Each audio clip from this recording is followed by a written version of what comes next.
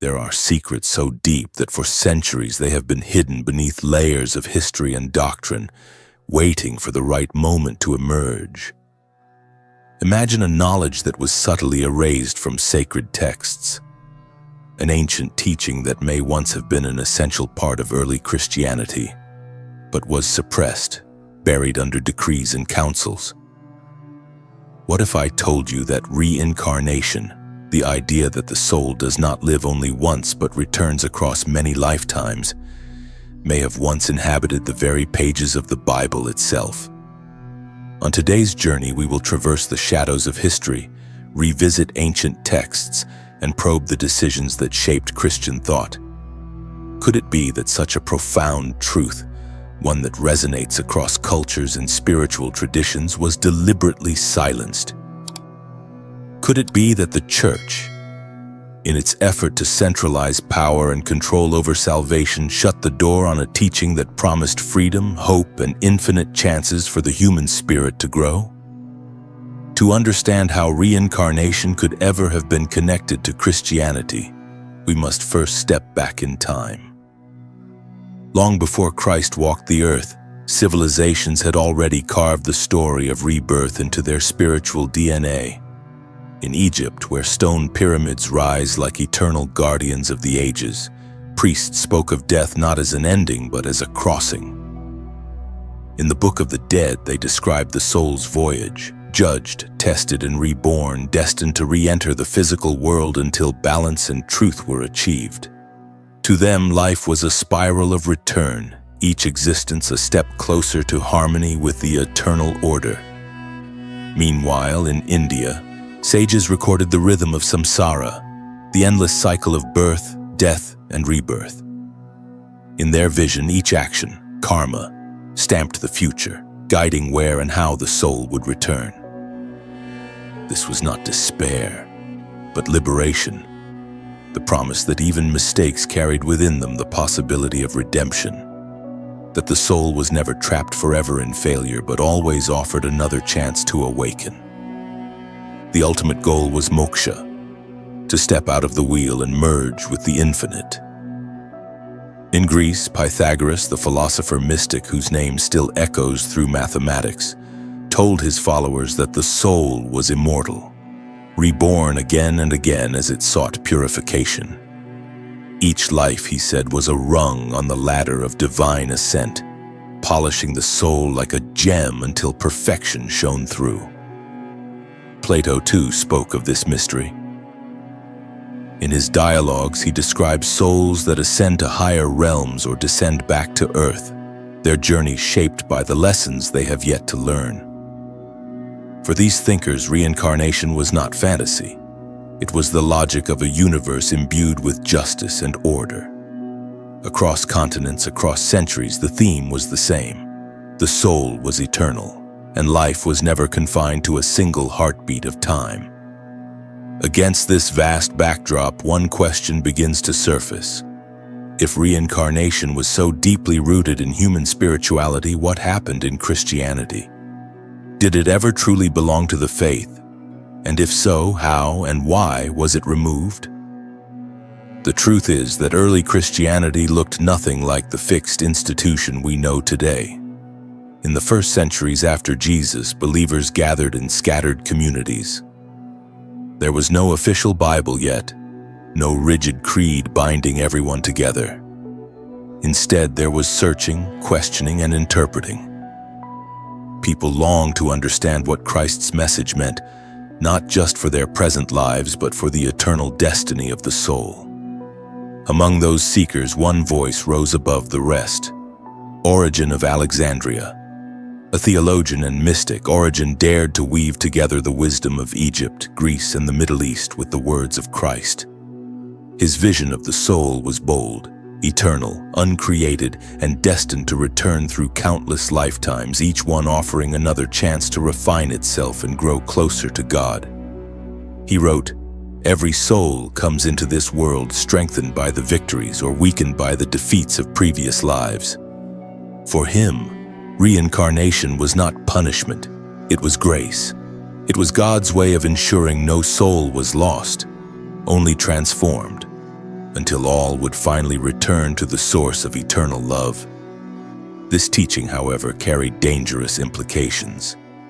If the soul could evolve through its own journey across lives, then it did not depend entirely on the dictates of an institution. Salvation would not hinge solely on the rituals of priests, but on the choices of the soul itself. And so a tension grew between the liberating vision of an eternal journey and the consolidating power of a church that would one day declare only one lifetime, one judgment, one chance. By the 6th century, this tension reached its breaking point. The Roman Empire had adopted Christianity not just as faith, but as the glue to hold its power together. Emperor Justinian and his wife, the formidable Theodora, convened the Council of Constantinople in 553 AD. And there, amid theological debates and political maneuvering, the fate of reincarnation was sealed. Origen's teachings were condemned, declared heretical. From that point on, any whisper of multiple lives was silenced, scrubbed from official doctrine. It was not simply a matter of theology. It was politics, control, survival of an empire. If souls had only one lifetime, the urgency to cling to the church for salvation became absolute. The faithful would fear damnation if they strayed because there would be no next time, no second chance. The promise of infinite return was dangerous. It gave people too much freedom, too much hope outside the authority of the institution. And so, reincarnation vanished from the official Christian story. But whispers remain. Verses in Scripture, ambiguous and mysterious, still hint at the idea of return. Jesus himself, when speaking of John the Baptist as the spirit of Elijah come again, seemed to affirm a mystery older than the faith itself. And if those echoes are real, then perhaps reincarnation was never entirely erased, only hidden, waiting for seekers brave enough to uncover it once more. If we lean in closely to the pages of history, we find that the erasure of reincarnation was never simply about doctrine. It was about control, about who had the authority to dictate the destiny of the human soul. Emperor Justinian understood this with cold precision. A ruler of immense ambition, he saw Christianity not merely as a faith, but as the cement of his empire. One doctrine, one authority, one truth. In his eyes, the belief that souls lived multiple lives was a threat to unity, to obedience, and most of all, to power. By his side stood Theodora, his brilliant and ruthless wife. She had risen from poverty and scandal to become empress, carrying scars of humiliation that shaped her deepest fears. Legends say she dreaded the thought of being reborn, of returning to the hardships she once endured. For her, the doctrine of reincarnation was not just a theological puzzle, it was a personal terror. And so together Justinian and Theodora moved to crush it. The Second Council of Constantinople in 553 AD became their weapon. Under the shadow of imperial authority, bishops and theologians gathered, their debates watched closely by the emperor. There were voices of resistance, men who remembered Origen's vision of the eternal soul. But in the end, fear outweighed conviction. Origen was branded a heretic, his works condemned, and with him the idea that a soul could be reborn was driven out of official Christianity. But the decision was not a victory of truth over falsehood. It was a victory of politics over possibility. By insisting on one life only, the church tightened its grip on salvation. If you had only one chance, one fragile breath of existence, you would cling desperately to the rituals, the sacraments, the authority of priests. The message was clear: stray from the church and risk eternal damnation. There would be no second chance, no cosmic justice stretched across lifetimes, only obedience or the fire of hell. And yet, despite these decrees, the echoes of reincarnation never fully disappeared. They linger in the scriptures themselves, in verses that slip through the cracks of censorship like light under a locked door. Consider the mysterious words in the Gospel of Matthew. After the transfiguration of Jesus, the disciples asked why the prophet said Elijah must come before the Messiah. Jesus replied, "Elijah has already come, and they did not recognize him." To his followers, he made clear that John the Baptist was Elijah returned, fulfilling the ancient prophecy. How else could this be understood except as a kind of reincarnation? The soul of Elijah present once more in a new form, to prepare the way for Christ. Or look at the strange question posed in the Gospel of John, when the disciples encountered a man born blind. They asked Jesus, "Who sinned, this man or his parents, that he was born blind?" Pause for a moment. How could the man himself have sinned before birth unless his soul had lived before? The disciples clearly carried an understanding that existence stretched beyond one lifetime. And though Jesus shifted their perspective, explaining that the man's blindness was not punishment but an opportunity for God's works to shine, he did not rebuke their assumption. He did not say, "Your question is nonsense." Instead, he addressed it as if reincarnation was a familiar concept in their world. Then there is the midnight conversation between Jesus and Nicodemus, a Pharisee and teacher of Israel. Jesus tells him, "Unless one is born again, he cannot see the kingdom of God." Nicodemus, bewildered, asks, "How can someone be born when they are old? Can they enter their mother's womb a second time?" To which Jesus replies, "No one can enter the kingdom of God unless they are born of water and the Spirit." Some interpret this purely as spiritual rebirth, a metaphor for faith and transformation. But to others, the words carry a deeper resonance. That being born again was not merely a figure of speech, but a hidden truth about the soul's journey through multiple lives, each birth another step in its evolution toward the divine.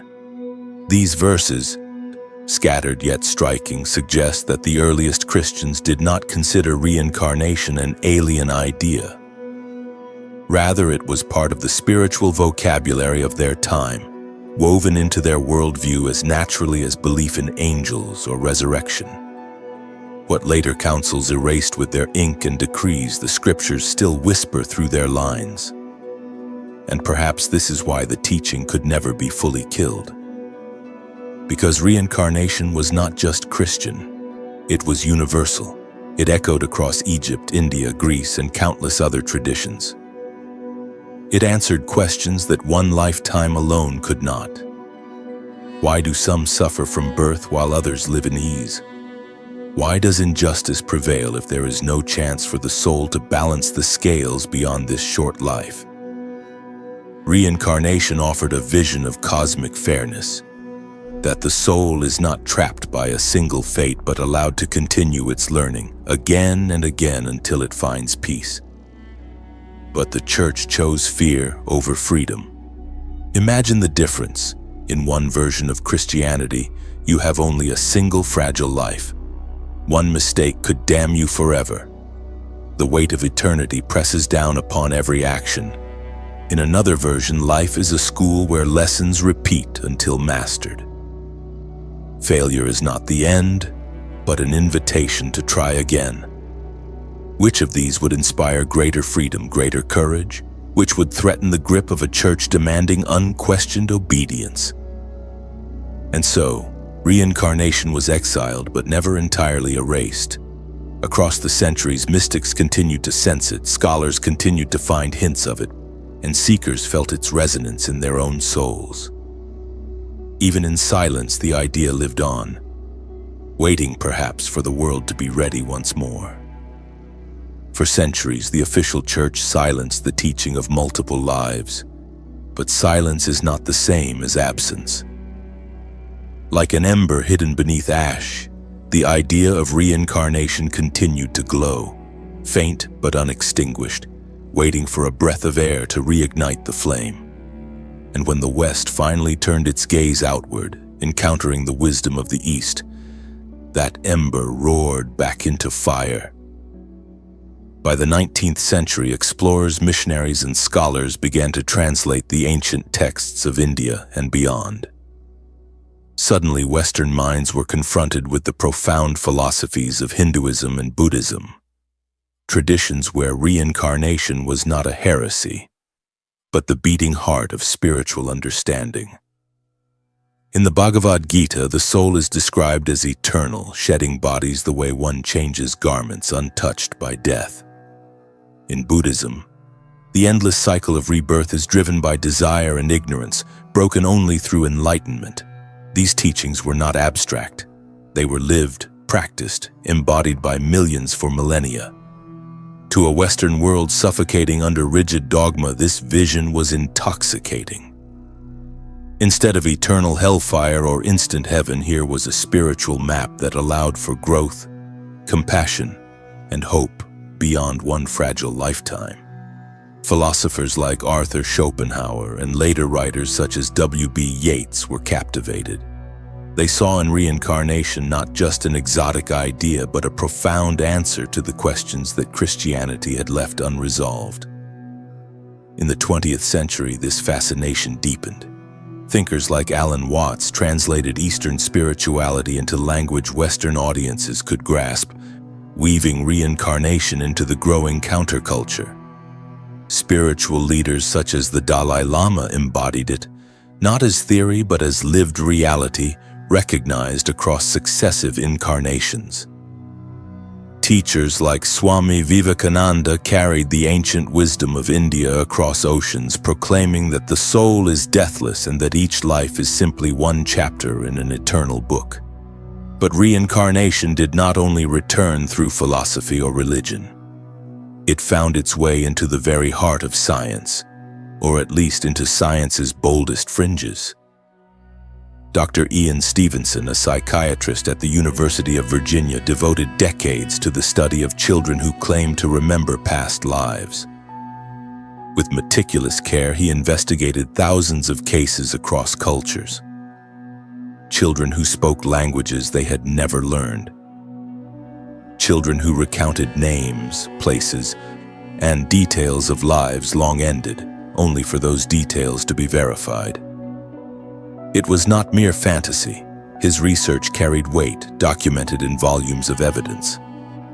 Later, Dr. Brian Weiss, a psychiatrist trained in the most conventional of schools, stumbled into the phenomenon by accident.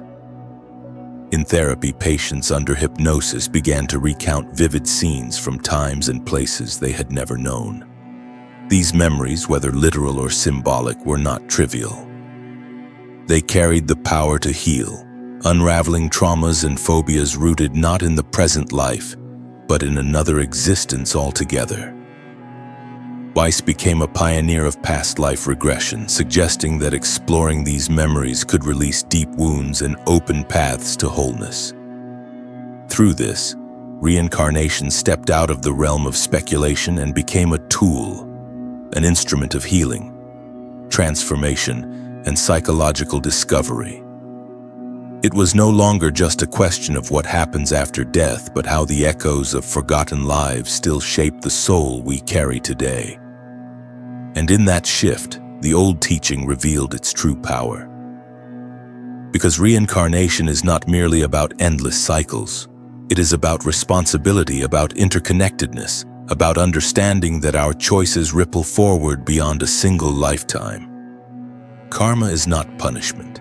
It is the mathematics of the soul. Every act, every thought, every kindness or cruelty becomes the seed of tomorrow. Seen this way, reincarnation is not frightening but liberating. It means that nothing is wasted, that even our pain has purpose, that we are never stuck in a single story but always invited to grow into a larger one. This vision has found fertile ground in our modern age. In a world obsessed with speed, success, and instant gratification, the teaching of multiple lives feels like an antidote. Instead of compressing eternity into a few short decades, reincarnation stretches time into something vast, spacious, compassionate. It tells us we are not racing against the clock, but unfolding in rhythm with eternity, and that every life, every heartbreak, every triumph is a sacred lesson in the curriculum of the cosmos. Perhaps this is why so many people today, even outside of organized religion, find themselves drawn to the idea. It explains what dogma cannot. It comforts where rigid theology condemns. It opens a door to see life not as a test we might fail once and for all, but as a journey we are always allowed to continue. And yet, even as it spreads, reincarnation still challenges the structures of power. Just as it did in the days of Justinian and Theodora, it whispers of freedom, of a soul that belongs to no institution, no empire, a soul whose destiny is written not by councils or decrees, but by its own choices across lifetimes. For some, this is terrifying. For others, it is the most hopeful truth imaginable. The question then lingers like incense in the air. Was reincarnation ever truly gone from Christianity? Or was it only hidden, waiting for us to listen again? Because if the echoes are real, if the words of Jesus about being born again, if the recognition of Elijah and John the Baptist, if the disciples' questions about sin before birth are more than metaphors, then the Bible itself may still carry fragments of the teaching that councils sought to erase. And if that is the case, then perhaps the soul has always known the truth, even when history tried to silence it. Reincarnation has always lingered at the edges of human memory, like a dream we half remember upon waking, erased from councils, condemned by emperors, dismissed by orthodox faiths. Yet it persists, in scriptures, in traditions, in whispered intuitions that stir when we look into a child's eyes and feel the weight of a wisdom far older than their years. For some, it is an idea too vast, too unsettling. The thought that we have lived before and will live again stretches the imagination beyond comfort. It dismantles the urgency of a single lifetime and replaces it with something stranger, an eternity of learning, of mistakes and corrections, of cycles spiraling toward an unseen horizon. But for others, this very strangeness is what makes it ring true. It explains what one brief life cannot. It gives shape to suffering, to longing, to the mysteries of love and loss. When we think of reincarnation not as superstition but as a spiritual logic, its beauty reveals itself. It tells us that nothing is wasted. Every joy, every sorrow, every failure is carried forward, transformed into wisdom for another day, another body, another chance. If life is a school, then reincarnation is the promise that no lesson is lost, no soul abandoned, no destiny forever sealed by a single mistake. Instead of a test where failure means eternal punishment, life becomes a journey where growth is inevitable, even if it takes 1,000 lifetimes. And perhaps this is why, despite centuries of suppression, the idea always returns. Because deep down, humanity longs for a vision of existence that is both just and merciful. A vision where love, not fear, is the final word. Official dogma often speaks of heaven or hell, two extremes, final and absolute. But reincarnation offers a middle path, the soul's evolution step by step, lifetime by lifetime, until it remembers its true nature and comes home to the divine. Even today, the Bible itself continues to whisper this possibility. Jesus pointing to John the Baptist as Elijah returned.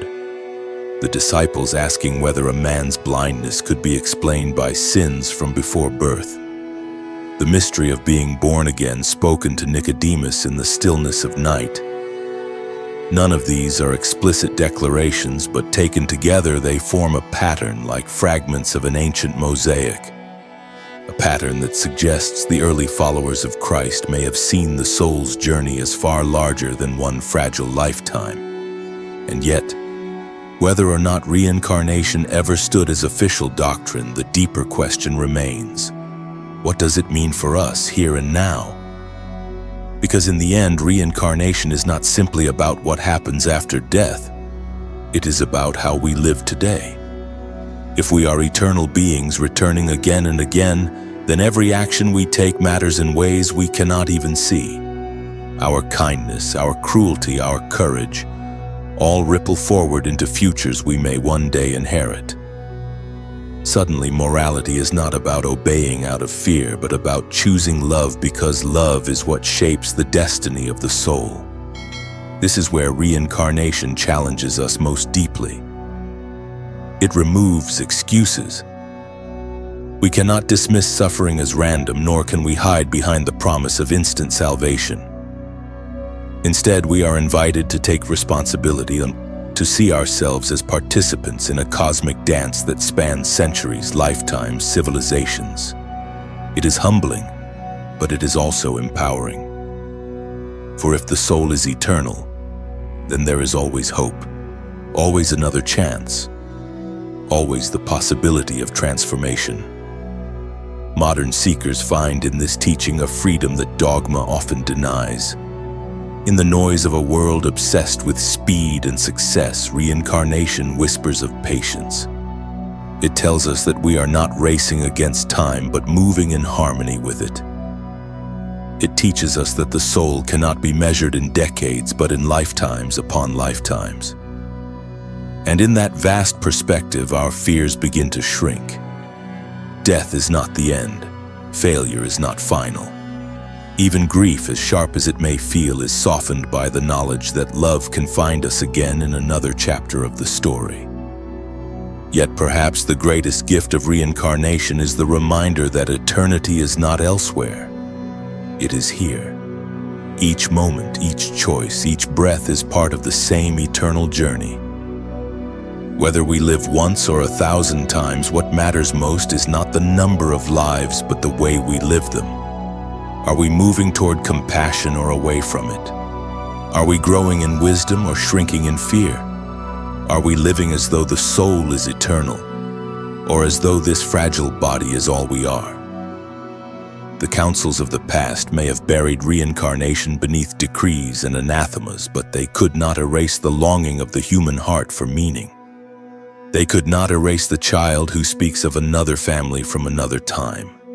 They could not erase the comfort that comes when we sense a departed loved one is not gone forever but waiting to meet us again. They could not erase the intuition that life is larger than one fragile span of years. In the end, perhaps it does not matter whether reincarnation is provable or whether it was ever truly part of Christianity's official story. What matters is the invitation it offers. The invitation to see life not as a fleeting accident, but as a sacred journey without end. What matters is the way it shifts our perspective from fear to hope, from punishment to growth, from despair to the quiet assurance that nothing is wasted and no soul is ever lost. So whether you believe the soul lives once or many times, the mystery calls us to the same truth: to live with purpose, to act with compassion, to embrace responsibility, and to let love guide our steps. For in the end, what endures is not our wealth, our power, or even our doctrines, but the love we give and the wisdom we carry. And maybe, just maybe, that wisdom is carried further than we know, into lives not yet lived, into futures not yet written, into the eternal journey of the soul, seeking its way home. Thank you for walking with me on this path.